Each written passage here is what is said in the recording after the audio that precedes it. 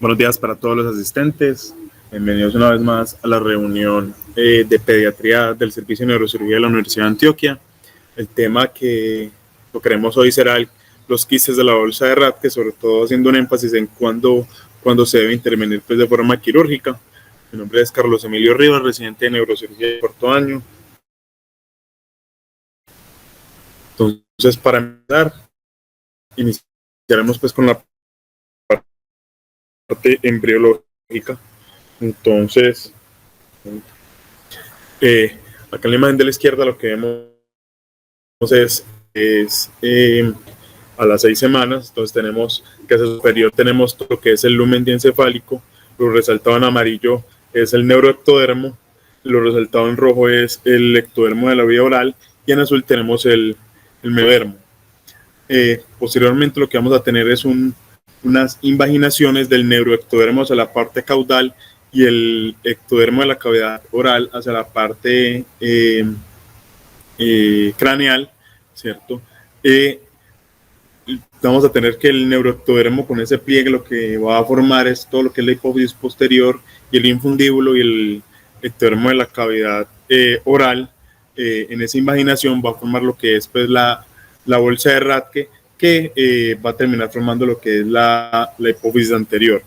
Posteriormente vamos a tener que van a progresar esas dos invaginaciones y va a haber una extensión del mesodermo que va a comprimir la parte más caudal de la invaginación del ectodermo oral, ¿cierto?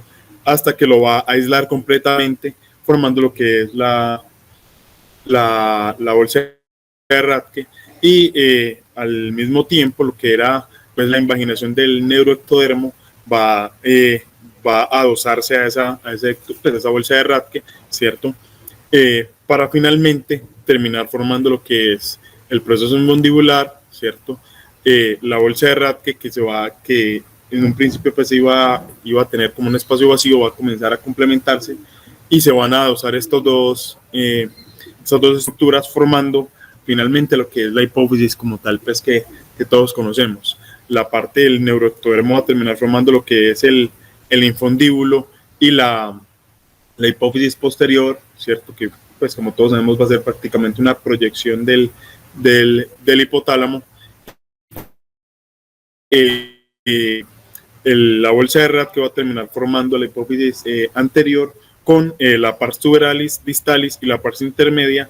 Vamos a tener un surco, una hendidura pues intergranular que con el paso de la forma, pues con el paso del tiempo de la formación se va a adosar y va a terminar generando pues digamos casi que un espacio virtual que en la gran mayoría de personas no se va a llenar de líquido. En un porcentaje menor de individuos, esa hendidura no se va a adosar de manera completa y va a permitir el paso de líquido, o en esta misma, a través de los vasos, va a haber una hiperfiltración del líquido, formando pues lo que conocemos como el quiste de la bolsa de Rathke. Listo. Ya habiendo pasado pues la parte embriológica, nos da modo de introducción. Los quistes de la bolsa de Rathke también son conocidos pues como quiste de la porción intermedia por el sitio donde se forman pues a nivel de la hipófisis. Como lo vemos pues es un remanente embrionio de la bolsa de Rathke y son lesiones pues no neoplásicas que pueden tener extensión puramente celar o pueden incluso llegar a ser supracelares. En estudios de imágenes en pacientes asintomáticos pueden ser evidenciados en una de cada 6 personas, y en estudios de autopsia pueden llegar a una prevalencia hasta un tercio pues, de la población. Lo llamativo es que solamente un 6 a un 10% de esas personas que van a tener el quiste de la bolsa de Rathke que en realidad van a presentar síntomas. En cuanto a la presentación clínica, entonces va a estar dado sobre todo pues, por el efecto de masa sobre las estructuras adyacentes asociado pues, hacia el sitio de la compresión, como lo vemos acá en la imagen de la derecha. Entonces, si el quiste crece sobre todo pues, desde la parte superior, vamos a tener síntomas visuales por compresión directamente sobre el quiasma. Se ve una extensión sobre todo anterior, vamos a tener trastornos hormonales asociados pues, a la hipófisis posterior.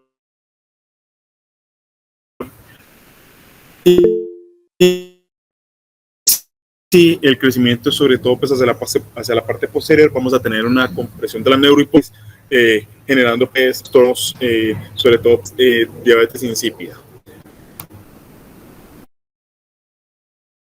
Entonces, el síntoma principal y el que más va a quejar a los pacientes va a ser cefalea,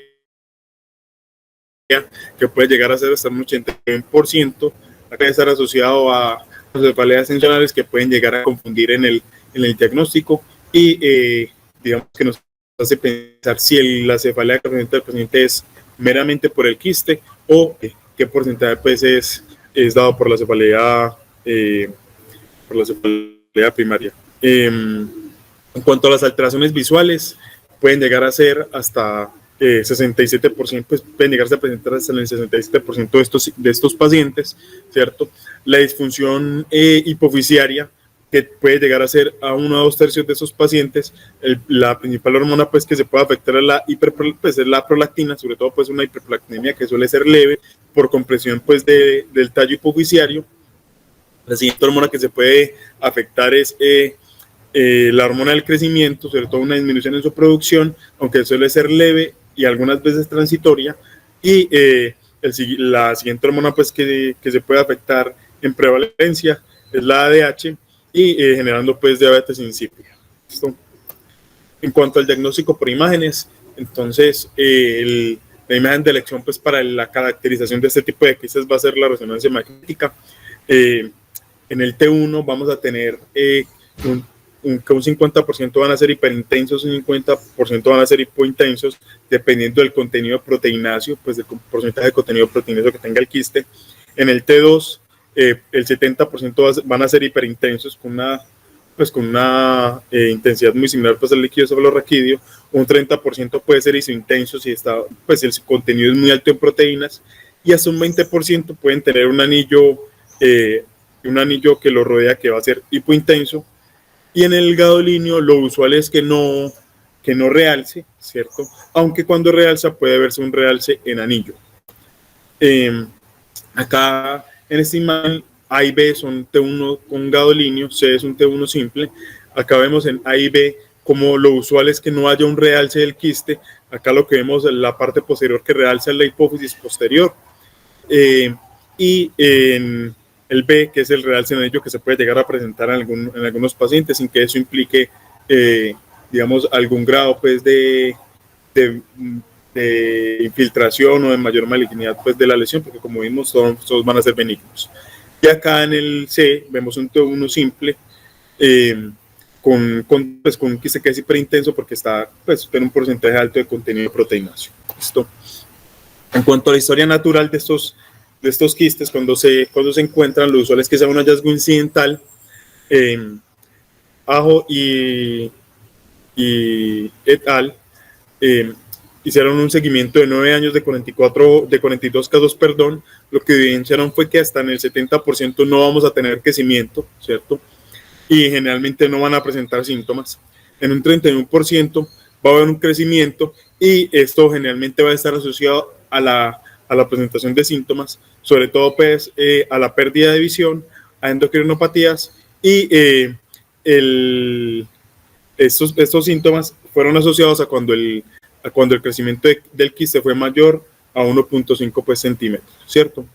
Sano describió 139 casos. Ellos denotan pues que hasta 3/4 de los pacientes no van a presentar crecimiento del quiste y no van a presentar síntomas. Un 5% solamente va a presentar crecimiento y un 15% incluso puede involucionar el quiste de forma espontánea sin hacerle ningún tipo de tratamiento. Hasta aquí tenemos entonces, cuando vemos un paciente que tiene un quiste de la bolsa de Rath, que va a tomar 3 caminos. El primero es que va a ser asintomático y no va a presentar crecimiento. Un porcentaje no despreciable de estos pacientes van a tener una regresión espontánea del quiste sin que eso implique que requieran algún tratamiento. Y un pequeño porcentaje va a presentar crecimiento y va a desarrollar síntomas asociados al quiste. En cuanto al tratamiento como tal, entonces va a depender de estos 4 ítems, ¿cierto? Entonces, lo primero que tenemos que enfocar es si el paciente presenta síntomas asociados al quiste. Si presenta síntomas, ¿cuál es el síntoma predominante? Lo otro a tener en cuenta es el tamaño del quiste. Como lo vemos, pues la literatura reporta que los quistes más propensos a presentar síntomas van a ser los mayores a 15 milímetros. Y lo otro a tener en cuenta y no menos despreciable va a ser los riesgos de la intervención versus los beneficios que esperamos obtener, siempre y cuando los beneficios sobrepasen pues, los riesgos de la intervención. Esto. A continuación, entonces, veremos que básicamente hay dos conductas a tomar: o lo observamos o lo tratamos pues con cirugía, ¿cierto? Y si el paciente cae en uno o en otro grupo va a depender de las preguntas pues que mencioné anteriormente, cuál va a ser el síntoma predominante, si el síntoma mejora o no con manejo médico, del tamaño del quiste y si el paciente, digamos, es apto para la intervención en cuanto a los riesgos y si los beneficios van a superar los riesgos de la intervención. Entonces, en cuanto a la parte de la observación, entonces es pues el manejo más efectuado, porque la gran mayoría de esos pacientes son asintomáticos y van a hacer hallazgos incidentales. Lo otro es que un porcentaje no despreciable de estos pacientes van a presentar cefalea que suele controlarse con medicamentos. Entonces, hasta ahí el seguimiento médico será pues la opción, ¿cierto? Y también va a ser el manejo de elección en aquellos pacientes en los que los riesgos de la cirugía superan los beneficios esperados. Acá a la derecha vemos el caso de un paciente de 35 años. Aquí he de mencionar que esos quistes son tan poco frecuentes en la literatura y en la población que gran parte de las conductas que se toman en la población pediátrica van a ser también extrapoladas pues, de adultos. Listo. Entonces, como lo mencionaba, un paciente de 35 años en que se descubrió de forma incidental un quiste de la bolsa de Rathke. El síntoma por el que se le hizo al paciente la resonancia fue cefalea y se le hizo un seguimiento en un periodo de 3 años y vemos cómo el tamaño del quiste va disminuyendo desde su mayor tamaño cuando se descubrió en la imagen A hasta el seguimiento a 3 años en la imagen D, donde hubo una involución casi que completa del quiste y no se le hizo al paciente ningún tipo de tratamiento más allá de los analgésicos para su cefalea.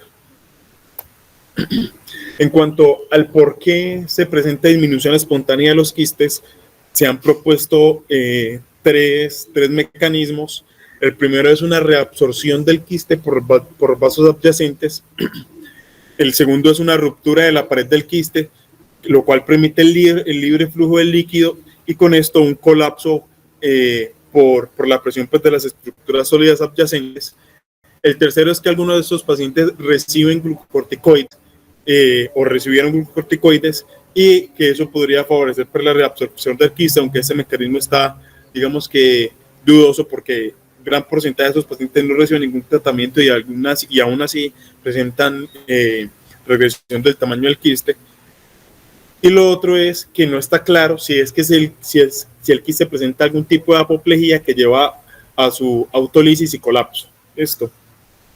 En cuanto a qué dice la evidencia de cómo le va a los pacientes con el manejo conservador, entonces encontré esta serie de casos publicada en el 2024 en el Journal of Neurosurgery y que además de la serie de casos hicieron una revisión sistemática pues, de la literatura. Ellos encontraron 21 casos, 21 estudios, incluidos, que captaron desde el 99 hasta el 2022. En total, 188 pacientes iban una gama, pues, en un delta de edad desde los 5 hasta los 70 años, y encontraron que la regresión se daba hasta en el 50% pues, de los adultos, en un 40% de los niños. En cuanto a los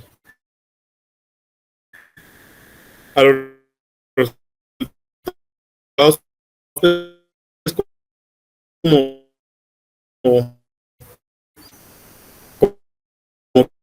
tal, ya yendo pues a la minucia, encontraron pues que hasta un cuadro médico fue superior a la cirugía en este síntoma. Incluso ellos detallaban que los pacientes que se llevaban a cirugía por aumento pues del quiste y el desarrollo de síntomas llegaban incluso a empeorar el síntoma pues de cefalea, ¿cierto? Lo otro es que vieron es que en la parte endocrina hubo una mejoría leve sin hacer ningún tipo de reposición pues, hormonal, hasta en un 40% de los pacientes.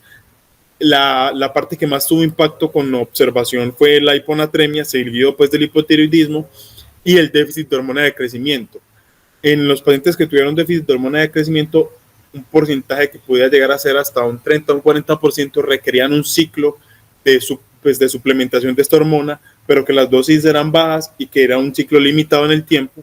Y lo que sí evidenciaron era que cuando el trastorno estaba asociado a diabetes insípida, no había mejoría con la parte de seguimiento. Entonces, digamos que ellos denotaban que si el paciente presentaba diabetes insípida, el manejo era básicamente, eminentemente quirúrgico. Listo. En cuanto a lo que le comentaba de que no se sabía el componente pues, de apoplejía y si esto tenía que ver con la regresión del quiste o incluso con el desarrollo de síntomas, me encontré este reporte de la literatura en población pediátrica publicado pues, en el 2024, ¿cierto? Ellos reportaron un caso de un paciente masculino de 12 años que se presentó con cefalea y diabetes insípida, no presentó alteraciones visuales, ¿listo? Eso es algo a tener en cuenta y que se me faltó decirles del estudio anterior. Todos los pacientes que presentaban déficits visuales fueron llevados a cirugía, ¿listo? Este paciente no presentaba déficit visual, por lo cual se decidió pues manejo conservador, ¿listo? Acá vemos en la gráfica de la derecha el perfil del paciente, ¿listo? Se le hizo a 3 años. Ellos denotaban pues que había una disminución leve de la hormona de crecimiento. De hecho, por el SAR, el paciente en plena pubertad requirió unos ciclos de hormona de crecimiento porque se estaba quedando en talla, ¿cierto? Fue la única intervención que se le hizo al paciente. Y a los 3 años se ve que el perfil hormonal seguía casi que normal, ¿cierto? Con una mejoría en la producción pues, del factor de crecimiento similar a la insulina tipo 1, que nos habla pues, de la función de la hormona de crecimiento. Listo. Acá vemos las imágenes de seguimientos que se le hizo al paciente. La primera con la cual se diagnosticó el quiste de la bolsa de Rathke, la segunda a los 9 meses, donde vemos que parece que estuviera igual, pero vemos como hay un descenso del quiasma y un efecto de masa, digamos que del cerebro hacia la parte caudal del quiste. Acá en la C, que se le hizo a los 2 años, vemos como el colapso es evidente y hay una disminución como tal del tamaño del quiste, sobre todo por el efecto compresivo hacia la parte superior. Y acá, en la imagen del seguimiento final a los 3 años, donde vemos que, pues digamos que la involución fue clara, pero no desapareció pues del todo el quiste, a pesar de que el paciente no requirió manejo posterior. Ellos además hicieron una revisión de la literatura para evidenciar cómo se habían tratado otros tipos de apoplejía de los quistes de la bolsa de Rathke. Encontraron otros 4 casos publicados en la literatura en pacientes que iban desde los 8 a los 17 años, 3 de los cuales requirieron manejo quirúrgico, y cuando vemos el por qué se requirió el manejo quirúrgico, vemos que en 2 de ellos el síntoma por el que se llevó pues, a cirugía fue el deterioro visual, ¿listo? Y la vía utilizada pues, para el abordaje de este tipo de lesión fue la vía transfemoral. ¿Listo? Un caso reportado en el 2023, previo al estudio pues, que se hizo en el 2024, publicó un paciente con dolor de cabeza, ¿cierto? Y en cual se le hizo pues, manejo conservador y que no requirió cirugía, y requirió también pues, una suplencia temporal pues, de hormona del crecimiento. ¿Listo? En cuanto a la cirugía, entonces vamos a tener que la principal indicación va a ser el compromiso visual. ¿Listo? De ahí en adelante las indicaciones van a ser dadas por trastornos endocrinos o síntomas tipo cefalea que no mejoren con el manejo médico y que sean altamente incapacitantes para el paciente. Además tenemos la indicación de quistes mayores pues, de 15 milímetros, aunque hay estudios que reportan pues, que el punto de corte podría ser incluso más alto, llegando a los 28 milímetros. En cuanto a las diferentes técnicas quirúrgicas que tenemos para el abordaje de ese tipo de patología, entonces tenemos la marsupilización por craneotomía abierta, que es una técnica que viene cada vez más en desuso. La fenestración, ya sea por vía abierta completamente o vía abierta asistida por endoscopio, y la resección por vía transfenoidal. Listo.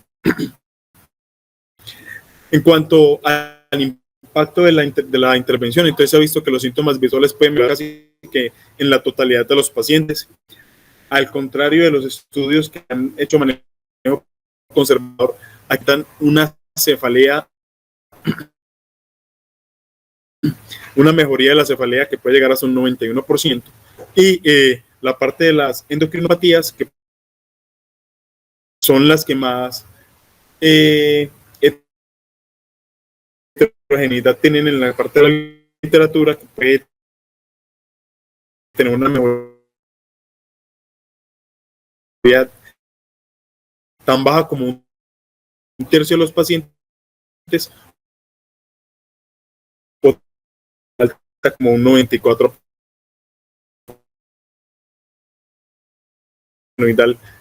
Para la resección. Entonces encontramos este estudio publicado en el 2024 en el Neurosurgical Review, lo que hacía comparar a las dos técnicas. Encontraron al final 29 pacientes desde el 2004 hasta el 2019, 16 fueron llevados a cirugía transfenoidal, 14 a cirugía transcraneal. Y en cuanto a los resultados, entonces acá vemos pues la tabla 1 del estudio. Acá vemos pues que la media va a ser principalmente pues en adultos, con una media de 52 años para el grupo de cirugía transcraneal y 51 años para el grupo de cirugía endonasal. Cuando diferenciamos pues en cuanto a la localización del quiste, si era supracelar, intracelar o supra e intracelar. Entonces, si era supracelar, básicamente la vía endonasal no se hizo, pues porque era mayor la morbilidad de llegar al quiste a través de la vía transfenoidal, ¿cierto? Entonces, digamos que esa es una indicación para hacer la vía transcraneal, que el quiste sea meramente supracelar.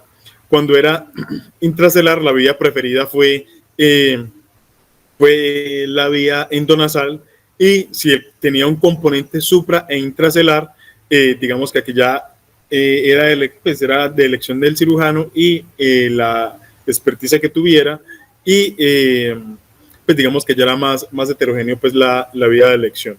En cuanto al síntoma por el cual se llevó a intervención, vemos que el principal fue cefalea, seguido por déficit visual. Cuando hubo déficit visual, en ese estudio se prefirió la vía transcraneal. Cuando había alguna insuficiencia pues hormonal, la técnica se dejó pues como a elección, ¿cierto? Y cuando hubo hiperprolactinemia, también digamos que la técnica de elección fue muy heterogénea, casi que 50-50. En cuanto a los resultados, entonces vemos que cuando se hizo por vía transcraneal, se obtuvo mayor resección total del quiste, y eso fue pues significativamente estadístico, incluso con resecciones cercanas a la totalidad, que fue mayor en la vía pues endonasal, ¿cierto? Pero también en resecciones subtotales del quiste fue también mayor en la vía endonasal. Listo. En cuanto a la apertura del diafragma celar, y esto pues, en vistas de ver el riesgo de fístula posterior, entonces vemos que hasta en un 56% por vía endonasal, y pues por vía transcraneal había que abrirlo siempre, ¿cierto? Y en cuanto a la identificación de lo que era glándula y lo que era el tallo hipoficiario, se logró mayormente por vía endonasal. Hubo pues mayor riesgo de hacer resección de lo que era glándula pituitaria en la vía transcraneal, y compromiso pues del tallo hipoficiario también fue mayor por vía transcraneal. En cuanto a la parte pues de ya diferenciando pues los hallazgos pues por tipo de técnica quirúrgica realizada, entonces vemos que por la parte de cuando fue endoscópico pues endonasal, entonces la identificación pues del remanente del quiste fue del 100%, ¿cierto? la apertura de la cisterna pues óptico-carotidia. No, perdón, esta es cuando se hizo la vía asistida endoscópica. Entonces, ¿a dónde se mostró el quiste? Entonces, al espacio celar en el 100%, cuando fue apertura de la cisterna aórtico-carotidia fue casi en el 50% de los pacientes, y al espacio retroquiasmático en el 23% de los pacientes. Listo. En cuanto a si hubo identificación del quiste en la parte intracelular por la parte asistida endoscópica, fue en el 100% de los pacientes, y de la parte supracelular en el 60%. Aquí hay que hacer un paréntesis, y es que la técnica que utilizaban en este estudio era 100% por vía supraorbitaria. Listo. En cuanto a la comparación de las técnicas, entonces vemos el porcentaje de fístula fue mayor por vía endonasal. Listo. La disfunción hormonal posterior a cirugía también fue mayor por vía endonasal. Y en cuanto pues a la parte pues de alteraciones nasales, pues obviamente iba a ser únicamente pues por vía endonasal. La parte de la presentación de compulsiones posterior al procedimiento fue mucho mayor en la parte transcraneal. De hecho, en ningún caso pues por vía endonasal presentó convulsiones posteriores. Y en cuanto a pacientes que requerían una segunda intervención para cirugía de revisión, solamente se presentaron por vía endonasal. En cuanto a las conclusiones pues del estudio, ellos denotan pues que ambas técnicas tienen tasas de éxitos aceptables, y que hubo mayores complicaciones por vía transesfenoidal, y que en caso pues de preferir la vía transcraneal asistida por endoscopio, se prefería pues la técnica supraorbitaria, porque fue la única evaluada en el estudio en realidad. Ya en un estudio pues cómo le dio a sus pacientes a largo término después de la cirugía. Entonces tenemos esta revisión pues de la literatura. Se incluyeron un total pues perdón, revisión de la literatura no, sino un estudio de seguimiento, ¿cierto? Ellos encontraron pues 580 pacientes que habían operado en ese centro. De esos pacientes se fueron excluyendo en cuanto a los que se perdieron del seguimiento, a los pacientes que del manejo conservador requirieron pues cirugía, ¿cierto? Y en total obtuvieron pues 32 pacientes. Listo. Acá vemos pues la tabla 1, donde vemos pues que la media de edad fue 40 años, ¿cierto? El tamaño de los quistes pues que se intervinieron fue alrededor de 20 milímetros. El síntoma preponderante fue cefalea seguido pues de síntomas visuales. ¿Listo? Cuando había un trastorno de la parte pues endocrinológica, en general lo que encontraron ellos fue que había un mayor déficit pues de la parte de la vía del cortisol, seguido de la parte de la disfunción tiroidea, y ya en menor medida pues déficit de la hormona pues de las gonadotropinas y déficit de la hormona de crecimiento. Listo. En un 34% de esos pacientes tenían una hiperprolactinemia que en general era leve y era pues por compresión del tallo hipofisiario, y solamente un 6% de los pacientes presentaban diabetes insípida antes de la cirugía. Acá vemos entonces los resultados posteriores a la intervención. En ese estudio, el 94% de los pacientes fueron llevados a cirugía endonasal, solamente 2 requirieron pues cirugía transcraneal. En cuanto a que no hubo residuo pues posterior a la intervención, fue un 66%, que en un tercio de los pacientes quedaba un residuo del quiste, y en un paciente los datos no estaban disponibles. En cuanto a los resultados por síntomas, entonces hasta en un 94% mejoraron la parte de la cefalea, un 95% tuvieron una mejoría del déficit visual, pero la parte endocrina fue la que menos impacto tuvo, solamente hubo una mejoría del 66%, y incluso un 35% presentó un deterioro de la función endocrina posterior pues a la intervención. Listo. Acá también vemos que la parte de diabetes insípida pasó de ser del 6% a un 35% posterior a la intervención, y esto era algo a tener en cuenta. En cuanto a la parte pues de de fístula posoperatoria. Entonces, un 35% presentaron fístula intraoperatoria, pero solamente un 6% la presentaron de manera posoperatoria y no requirieron pues intervenciones más allá del manejo médico. Y en cuanto a la parte infecciosa, un 10% desarrolló meningitis, que fueron 3 pacientes, y un 3% desarrolló pues absceso asociado pues al sitio quirúrgico. En cuanto a la recurrencia del quiste, fue alrededor de un tercio de los pacientes, aunque ninguno requirió un procedimiento pues posterior. Listo. Entonces, a modo de conclusión del estudio, todos presentaron mejoría de los síntomas. En cuanto a la fenestración endoscópica, pues digamos que no tuvo relación con la exacerbación de la función hipofisiaria, pero hasta un tercio pueden llegar a desarrollarla. Y en el seguimiento, un tercio van a desarrollar pues recurrencia del quiste, y de estos, 3 requirieron pues una nueva intervención para alivio por desarrollo de nuevos síntomas, y en esto fue principalmente cefalea. Listo. En cuanto a evidencia más reciente, me encontré este metaanálisis también publicado en el Neurosurgical Review, publicado en febrero de este año. Listo. Aquí quiero resaltar pues la participación de un miembro de acá de la universidad, que fue Felipe Gutiérrez. Ellos incluyeron entonces 12 estudios, 5 que incluían comparación presente entre ambos manejos, entre manejo conservador y la cirugía.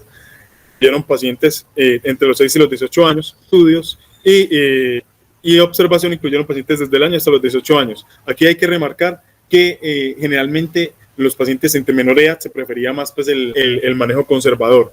Listo. La recurrencia pues posterior a la cirugía fue de un 16%, y como lo he venido recargando pues a lo largo de la charla, en ningún estudio los síntomas visuales fueron tratados de manera conservadora. Siempre que hubo algún déficit visual asociado al quiste, el tratamiento siempre fue cirugía. Listo. Entonces, ¿qué encontraron ellos pues comparando ambas técnicas? Que la parte, el impacto en la cefalea. Listo. Entonces, en el grupo pues de manejo conservador, los síntomas, la cefalea estaba en un 61% de los pacientes, el manejo quirúrgico en un 78%, y los síntomas visuales estaban desde un 33 hasta un 77%, y del grupo quirúrgico prácticamente pues el 100% de los pacientes lo presentaban. Listo. En cuanto a las conclusiones pues, de indicaciones quirúrgicas que pueden llegar por el estudio anterior, entonces fue: todo paciente con déficit visual debe ser llevado a cirugía. Todo paciente con cefalea incapacitante que no responda a manejo al tratamiento debería llevarse a cirugía, ¿cierto?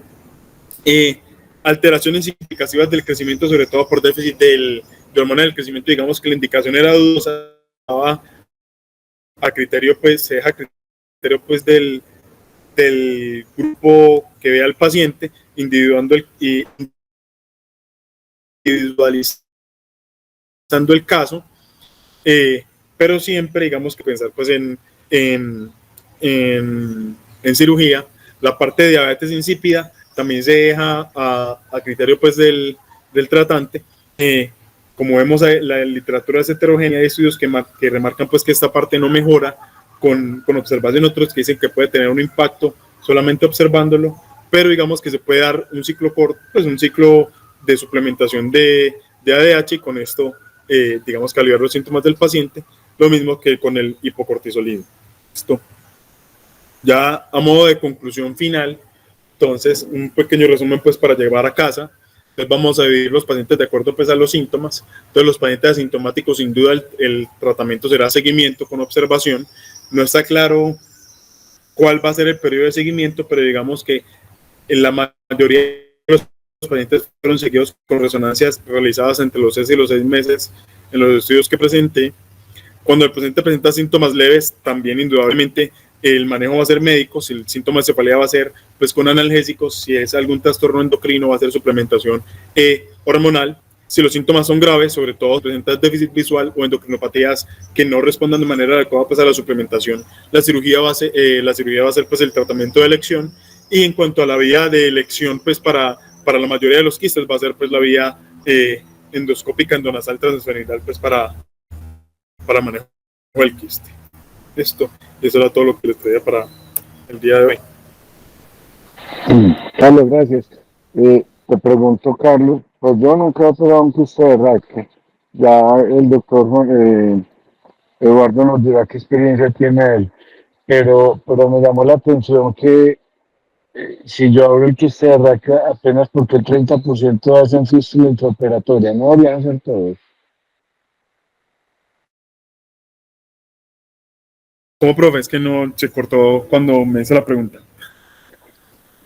Cuando nunca he operado un quiste de Raquel, pero me llamó la atención que dijiste que en la cirugía apenas el 30% tenían fístula intraoperatoria.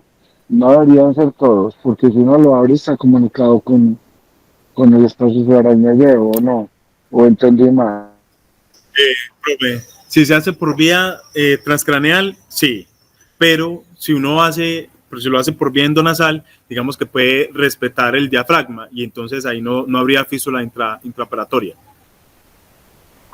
O sea que lo que tiene la salida de líquido es el diafragma. No es que haya una Sí, profe. membrana ahí adicional. Lo que Ok.